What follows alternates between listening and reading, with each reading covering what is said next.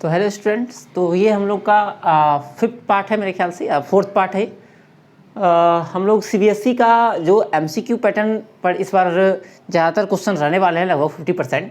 तो उसके लिए प्रिपरेशन स्टार्ट किए हुए हैं रियल नंबर चैप्टर से, ठीक है। और ये करंट सेशन के सिलेबस के अकॉर्डिंग सारा क्वेश्चन रहेगा। जो न्यू सिलेबस आपका आया हुआ है सेशन 23-24 में आप लोगों के लिए, उसके अकॉर्डिंग है। हर रोज़ मैं आपको भी एक क्वेश्चंस देता हूं, जिसको आपको वीडियो के अंत में बाद में कमेंट बॉक्स में बताना होता है, ठीक है। तो पिछले वीडियो का जो क्वेश्चन था वो था इस तरह से कि एचसीएफ x और 8 का 4 है और एचसीएफ x और 8 का 24 है। मतलब दो नंबर आपके पास हैं, एक है x और दूसरा है 24, ठीक है। और उसका एचसीएफ दिया हुआ है और एलसीएम भी दिया हुआ है। तो हम लोगों को वो नंबर जो एक गायब नंबर है वो निकालना है। तो फार्मूला आप लोगों को ये पता होगा, जो मैंने बताया था पिछले बार में, कि आपका जो प्रोडक्ट ऑफ नंबर होता है, अगर जो नंबर आपके पास दिया हुआ है, ठीक है, ए और बी, उसका जो प्रोडक्ट होगा और इसका जो एचसीएफ और एलसीएम का प्रोडक्ट होगा, दोनों इक्वल होता है, ठीक है। तो मेरे पास जो नंबर दिया हुआ है वो क्या है, तो वो है x और 8, और जो एचसीएफ दिया हुआ है वो है 4, और जो एलसीएम दिया हुआ है वो है 24, है ना। ये फॉर्मूला है, आप नोट करके इसको लिख के रख लीजिए, ठीक है। अब इसको सॉल्व करेंगे तो आएगा 4 × 24 अपॉन 8, ठीक है। सॉल्व कर लेंगे 4 से 2 टाइम्स और 2 से 12 टाइम्स, तो आपका जो आंसर आ जाएगा वो आ जाएगा 12, ठीक है। इसका हो जाएगा 12 आंसर, ठीक है। फर्स्ट क्वेश्चन आज के पढ़ते हैं हम लोग। क्वेश्चन है कि the decimal representation of the number 11/2 cube into 5 will dash. आपके पास एक नंबर है 11/2 क्यूब इंटू 5⁻1 और पूछ रहा है कि आपका ये टर्मिनेट करेगा 1 डेसिमल के बाद, 2 डेसिमल के बाद, 3 डेसिमल के बाद, या टर्मिनेट करेगा ही नहीं, ठीक है। तो सबसे पहले तो जानिए कि कोई नंबर कब टर्मिनेट करता है, कब नहीं। जब भी आपके पास कोई नंबर दिया हुआ है P/Q के फॉर्म में, ठीक है, कोई भी रेशनल नंबर, तो अगर आपका Q 2m 5n के फॉर्म का है, मतलब कि जो Q है उसमें सिर्फ 2 और 5 फैक्टर के रूप में है, ठीक है। यहाँ पर ये आप ध्यान दीजिएगा कि सिर्फ 2 भी चल सकता है, सिर्फ 5 भी चल सकता है, और 5 और 2 भी हो सकता है, ठीक है। मतलब कि 5 आए 2 आए, हमको कोई दिक्कत नहीं है। लेकिन अगर इन दोनों के अलावे कोई तीसरा आ जाता है, मान लेते हैं 7 आ गया, 3 आ गया, कोई अदर नंबर आ जाता है 2 और के 5 के अलावा, तो आपका ये जो नंबर है P/Q वो हो जाएगा नॉन टर्मिनेटिंग, ठीक है। अदरवाइज अगर ये रहेगा 2m 5n के फॉर्म का, तो वो होगा आपका टर्मिनेटिंग, ठीक है। ये हो जाएगा टर्मिनेटिंग डेसिमल। तो यहाँ पर मेरे पास क्या है कि 2⁻3 5⁻1 है, तो निश्चित रूप से 2 और 5 ही आया हुआ है प्राइम फैक्टर के रूप में, है ना। इसका मतलब ये जो नंबर है नॉन टर्मिनेटिंग तो बिल्कुल नहीं होगा, इसको वैसे ही काट सकते हैं आप। अब देखना है कि कितने डिजिट के बाद ये टर्मिनेट कर जाएगा, मतलब कि पॉइंट के बाद कितना डिजिट हमको लिखना पड़ेगा कि जिसके बाद वो खत्म हो जाएगा, उसके आगे वो नहीं जाएगा, है ना। 1 2 3 अंक जाएगा या 4 अंक जाएगा, ठीक है, वो हमको पता करना है। तो उसको पता करने का 2 तरीका है, या तो आप डिवाइड कर लीजिए, तो डिवाइड करने में आपको बहुत ज़्यादा समय लग जाएगा। यहाँ आपको बस MCQ है तो MCQ के अकॉर्डिंग ही बनाना है। तो आपको जस्ट देखना ये है कि जो डिनोमिनेटर दिया हुआ है 2⁻3 और 5⁻1, तो जिस पे मैक्सिमम पावर है, जिस पे मैक्सिमम पावर होगा उतना ही डिजिट के बाद ये टर्मिनेट करेगा। इस पे मैक्सिमम पावर कितना है, इस पे पावर है 3, इस पे पावर है 1, ठीक है, 5⁻1 है, तो मैक्सिमम कितना पर है, 2 पावर है, कितना है तो 3 है। इसका मतलब ये टर्मिनेट कर जाएगा कितना, तो 3 डिजिट के बाद जो है ये टर्मिनेट कर जाएगा, ठीक है। अच्छा, इसका रीजन भी जानते हैं हम लोग कि क्यों ऐसा होता है कि ये 3 डिजिट के बाद ही टर्मिनेट करेगा, ऐसा क्यों, ये देखते हैं, ठीक है। इसके पीछे का रहस्य जो है वो भी आज हम उजागर कर दे रहे हैं आप लोगों को। जैसे कि अगर आपके पास कोई नंबर दिया हो 11/10, तो इसको आप आसानी से कर लेंगे 1.1, है ना। 1 अंक के बाद देखिए टर्मिनेट कर गया। अगर रहेगा 147/10, तो यहाँ पर भी लिखेंगे 14.7, 1 डिजिट के बाद टर्मिनेट कर गया है ना, इसके बाद एक ही डिजिट आया हुआ है। अगर रहेगा 147/100, तो क्या करेंगे 1.47, 2 डिजिट के बाद ये टर्मिनेट किया। 2 अंक आया डेसिमल के बाद। इसका मतलब क्या है कि अगर नीचे 0 हो रहा है तो हम लोग बड़ा आसानी से कर ले रहे हैं। जैसे मान लेते हैं होता 2473 अपॉन 1 2 3 4 5 6 जीरो मान लेते हैं, है ना, 1 2 3 4 5 6 जीरो है, तो 6 अंक के बाद टर्मिनेट करेगा। 3 7 4 2 0 0 पॉइंट, है ना, ये 6 अंक के बाद टर्मिनेट कर गया। मतलब टर्मिनेट करेगा, ये डिपेंड किस पे कर रहा है, तो 10 के पावर डिपेंड कर रहा है ना, 10। अच्छा, 10 का जो फैक्टर होता है वो होता है प्राइम फैक्टर 2 और 5, है ना। 10 का प्राइम फैक्टर जो है वो बस 2 और 5 है, और इसी दोनों पर 10 पे डिपेंड कर रहा है, मतलब 2 और 5 पे डिपेंड कर रहा है। यही रीज़न है कि टर्मिनेटिंग के लिए हम लोग जो डिनोमिनेटर में है 2 और 5 को खोजते हैं, ठीक है। सबसे पहला रीज़न ये हुआ कि क्यों हम लोग क्यू को देखते हैं कि इस फॉर्म में है या नहीं। फिर दूसरा कि कितना डिजिट के बाद होगा वो क्यों इससे पता चलता है, वो इस तरह से कि आपका जैसे 2 पे पावर 3 है, तो इसको टर्मिनेट करने के लिए अगर इसको टर्मिनेट करें हम, 2 पे पावर 3 है, यहाँ 5 पावर 1 है, अगर 5 पावर भी 3 होता तो ये बन जाता 1 पर 3 जीरो, है ना।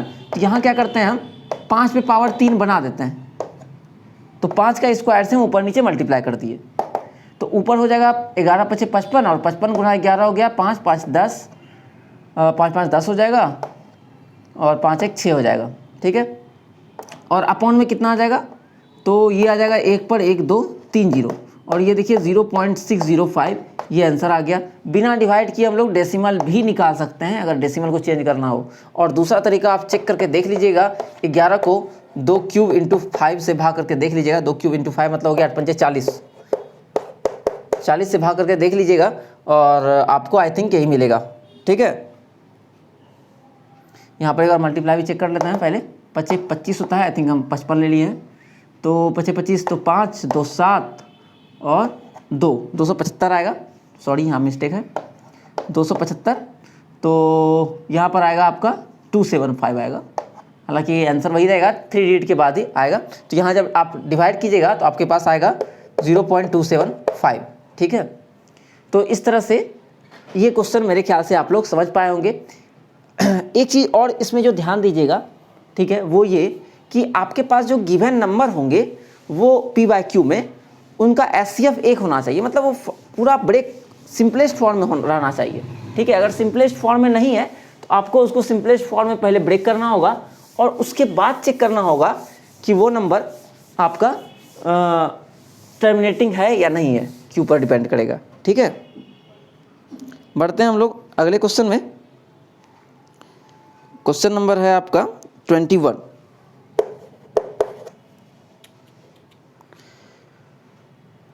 Which of the following number has a non terminating repeating decimal, ठीक है, नॉन टर्मिनेटिंग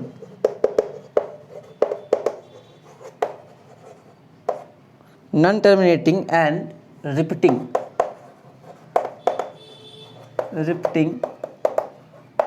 डेसिमल।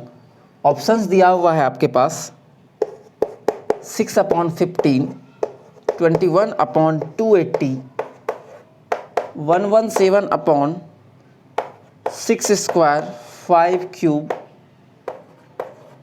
77/210, ठीक है।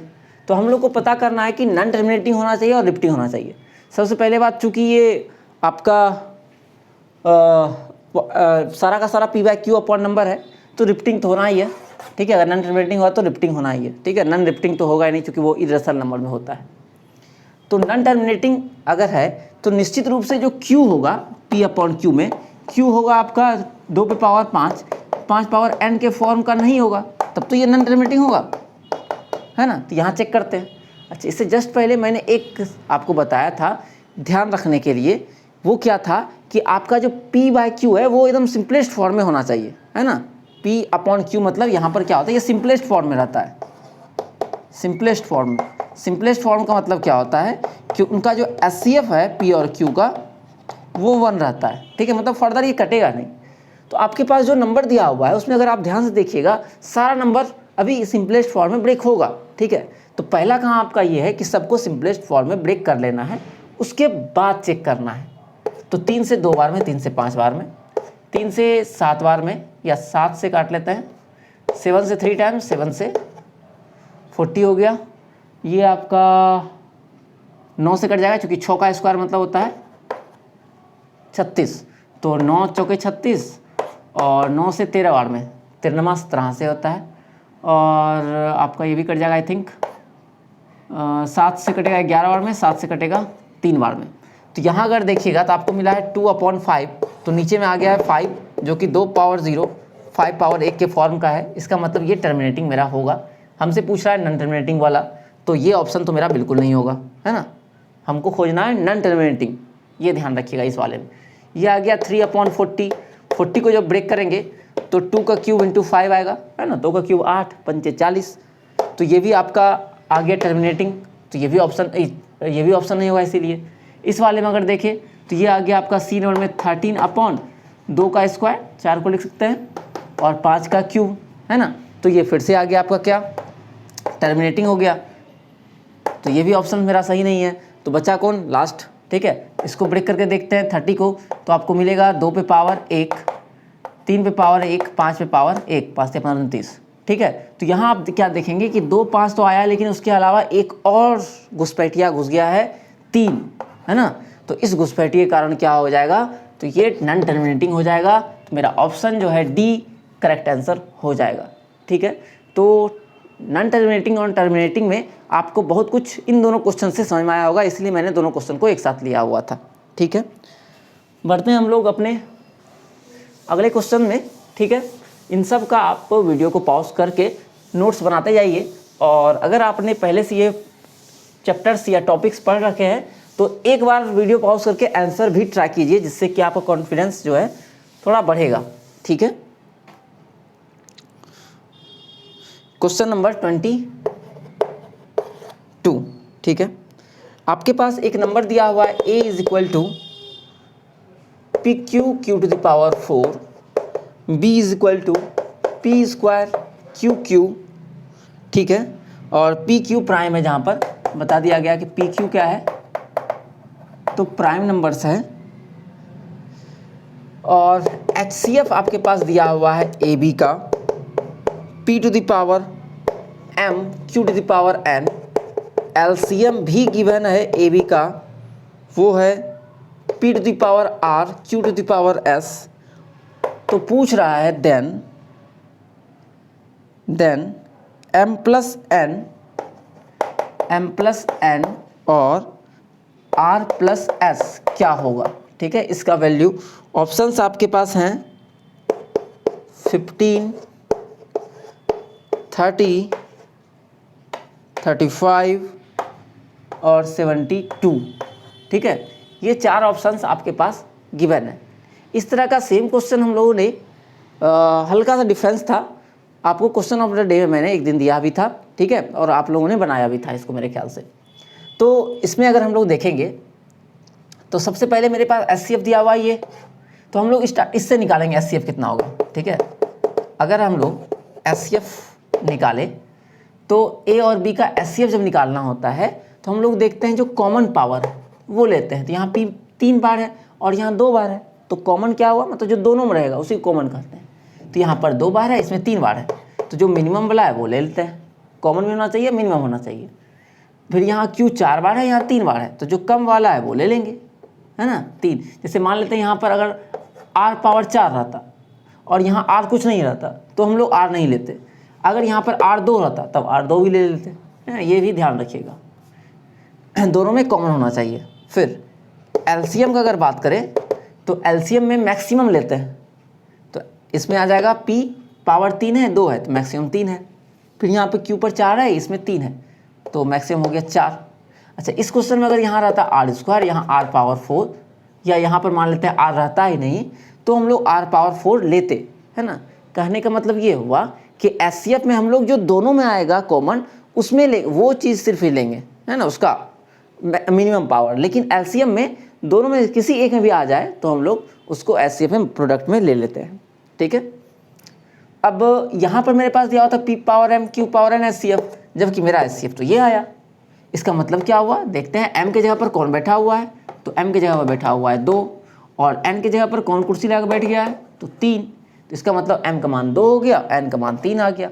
सिमिलरली आर और एस का वैल्यू हम लोग निकाल लेंगे। तो आर की जगह पर है 3 और एस की जगह पर है 4। अब हम लोग को निकालना है इसका value m plus N R plus S. m plus N मतलब कि 2 + 3 इंटू 3 + 4, तो 3 2 5 4 3 7 और प्रोडक्ट करेंगे तो हम लोग का 35 आएगा। ऑप्शन नंबर सी जो है ये करेक्ट हो जाएगा। तो आपका क्वेश्चन नंबर 22 भी ये हो गया। अब बढ़ते हैं हम लोग अपने अगले क्वेश्चन में, क्वेश्चन नंबर 23। ठीक है, ये बढ़िया क्वेश्चन है, क्वेश्चन नंबर 23, इसको देखते हैं। ठीक है, आप लोग भी पॉज करके ट्राई कीजिएगा इस क्वेश्चन को, क्वेश्चन नंबर 23 को। The smallest number which divide the smallest number which divides the smallest number which when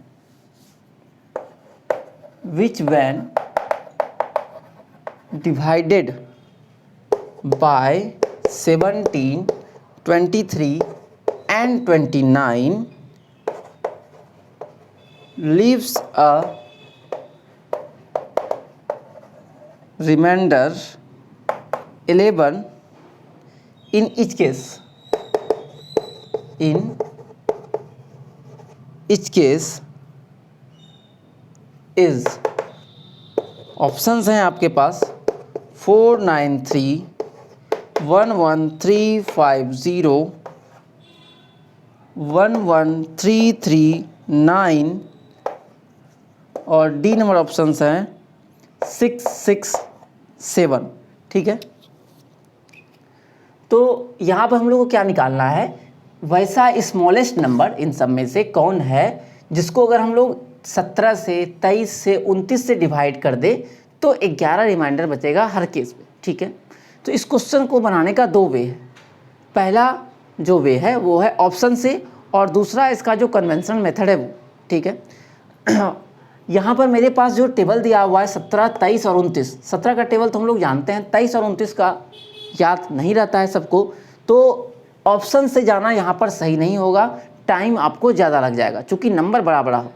अगर आपके पास नंबर छोटा छोटा हो तो आप निश्चित रूप से जाइएगा इससे ऑप्शन से जाइएगा, आपको बनाने में सुविधा होगी और आसान लगेगा। ठीक है, तो यहाँ हम लोग कन्वेंशनल मेथड जाएंगे इसका जो बनेगा। तो हम लोग क्या करेंगे, सबसे पहले वैसा नंबर निकालेंगे जो इन सब से कट जाए। ठीक है, तो इन सब से कट जाए वैसा नंबर कौन होता है, तो इसका एलसीएम होता है। तो एलसीएम 17, 23, 29 का निकालेंगे। अब आपको पता होगा कि 17, 23, 29 ये सब का सब क्या है, ये सारा आपका है प्राइम नंबर। तो प्राइम नंबर का अगर निकालते हैं हम लोग एलसीएम तो सिंपली उसका हो जाता है प्रोडक्ट। ठीक है, तो इसको अब मल्टीप्लाई करना पड़ेगा। ठीक है, तो 17 को पहले 29 से कर लेते हैं।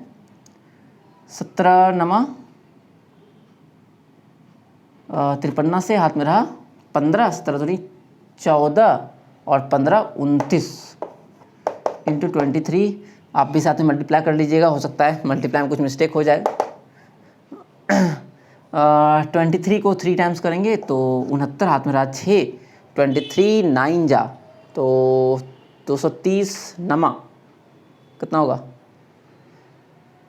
207 आई थिंक हो जाएगा, 207 और बचा हुआ था हम लोग के पास 6, 7 13 तो 213, हाथ में रह गया 21। ठीक है, 23 दूनी 46 और 46 21 अगर करेंगे जोड़ेंगे तो आ जाएगा 7 और 4 2 6, तो 6739 यहाँ पर हम लोग के पास आएगा 23 दूनी 46 और इतना। ठीक है, एक बार मल्टीप्लाई कर ही लेते हैं, मिस्टेक ना हो हम लोगों से। ठीक है, 17, 23 और 29 था, तो 17 23 सबसे पहले हम लोग किए थे 17 गुना 29 ना, 29 गुना 17 एक बार नीचे कर लेते हैं।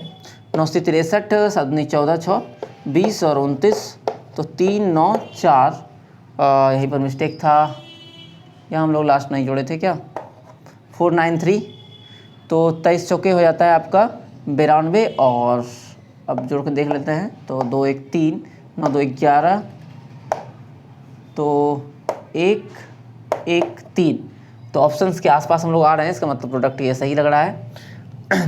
अब मेरे पास क्या था, ये वैसा नंबर आया जो कि क्या है, स्मॉलेस्ट नंबर है जो सबको डिवाइड कर देगा।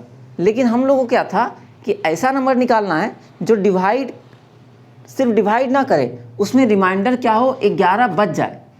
ये नंबर क्या है कि अगर इसको, ये जो नंबर आया 1 1 3 3 9, इसको अगर हम डिवाइड करेंगे 17 से तो ये पूरा डिविजिबल हो जाएगा, चूँकि एलसीएम है। अगर इसी नंबर को डिवाइड करते हैं हम 23 से तो भी डिवाइड हो जाएगा, 29 से तो भी डिवाइड हो जाएगा। लेकिन हमको करना क्या है, 11 बच जाए।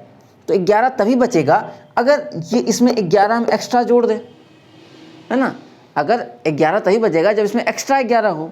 तो जो रिक्वायर्ड नंबर है वो क्या होगा, तो रिक्वायर्ड नंबर जो आपका होगा वो एलसीएम ऑफ दिस प्लस 11 होगा।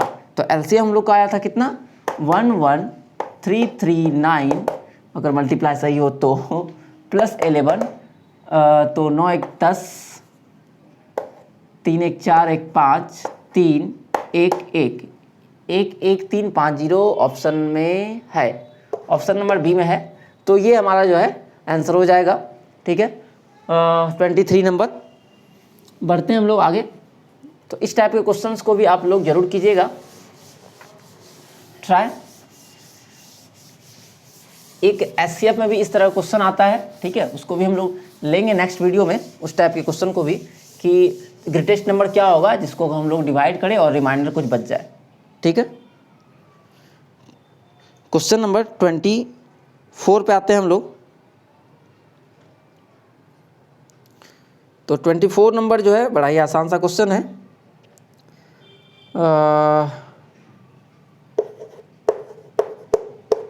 The sum of exponent of the prime factor of 196, option है आपका